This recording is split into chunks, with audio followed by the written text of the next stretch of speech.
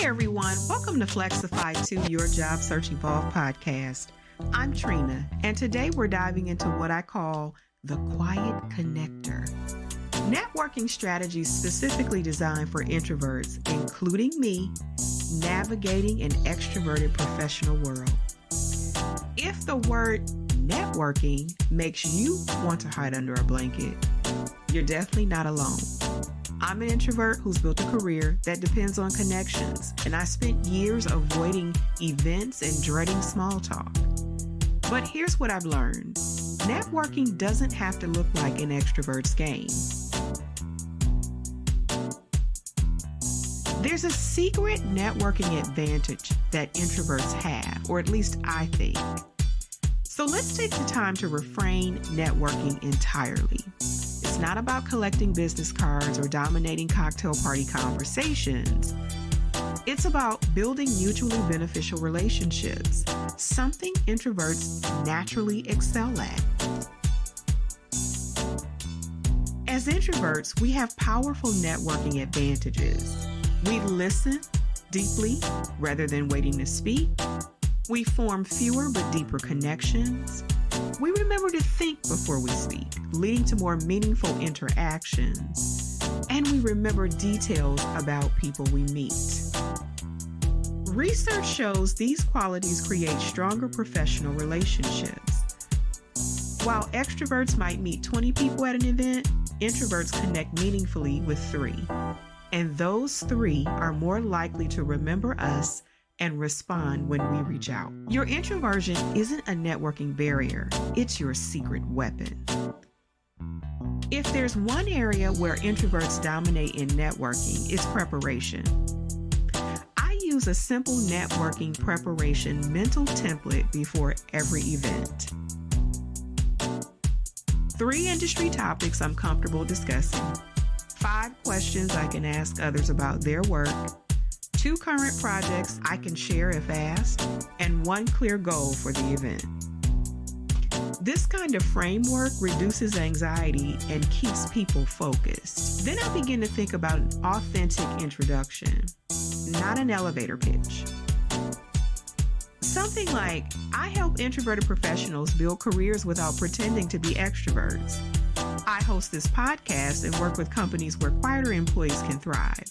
What about you? Does your workplace favor louder voices? Notice it explains what's being done, if you care, and ends with a question that invites meaningful conversation. Finally, schedule recovery time. If you have a networking event Thursday evening, and this can be in your professional or your personal life, keep Thursday afternoon light and Friday morning free. Knowing you have built-in recovery time makes it easier to fully engage. Not all networking opportunities are equal for introverts. Here are environments that play into our strengths. Smaller focused gatherings. Industry meetups with specific topics give you natural conversation starters. Online communities. LinkedIn groups and professional forums allow thoughtful contribution without energy drain. People have built valuable relationships starting with comments on someone's article. Structured roles. Volunteer to moderate panels or check people in. Having a defined role makes interactions more predictable. Create your own opportunities. Host small dinners with 3 to 6 professionals. Run quarterly deep dive dinners where you discuss one industry challenge. These intimate gatherings have created strong connections. One strategy that works brilliantly: arrive early to events.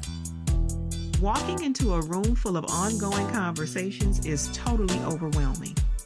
By arriving early, you can settle in and have conversations as others arrive one by one. So let's talk about the actual conversations. Here's how to navigate them authentically. Master thoughtful questions. Your strength isn't in what you say, it's what you ask. Example, what's been your biggest challenge implementing that new system? Works better than, do you like your job? Practice the pause. Instead of rushing to fill silence, own it. Say, "That's interesting. Let me think about that for a moment." People respect thoughtfulness. Plan graceful exits. Have phrases ready like, "It's been great learning about your work. I should circulate a bit, but I'd love to follow up. May I have your card?" I used to think my inability to make witty remarks was a weakness. Then someone explained to me they chose to work with me because they truly felt heard. Most people were trying to impress them, but this individual felt like I was trying to understand them. That's when I realized my listening skills were my greatest networking asset. The digital world offers introverts unprecedented networking opportunities. Content creation, like this podcast, allows you to share your ideas thoughtfully and attract like-minded professionals. Be strategically visible in 2 to 3 online communities rather than everywhere. Quality engagement in fewer spaces yields better results. For sustainability, think of social energy like a budget. Schedule downtime after events. Develop quick renewal practices. Step outside for fresh air. Find quiet corners for brief meditation. Or take bathroom breaks just to be alone. I keep a networking survival kit. Noise-canceling earbuds, tea, and a notebook where I can process thoughts privately. Most importantly, celebrate the small wins. Each connection made, each conversation where you stayed present, each time you stepped outside your comfort zone, acknowledge those victories. Remember, networking as an introvert isn't about becoming more extroverted. It's about leveraging your natural strengths while managing the challenges. Your thoughtfulness, listening skills, and depth of connection are invaluable networking assets.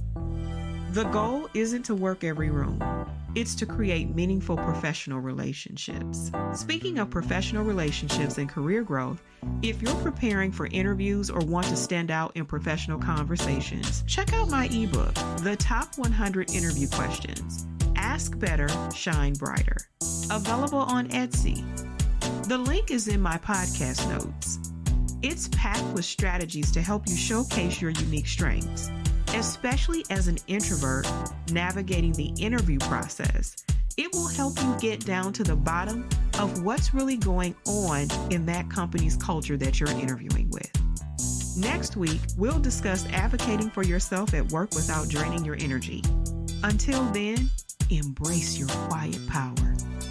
I'm Trina, and this has been Flexify 2 Your Job Search Evolved. Thanks for tuning in.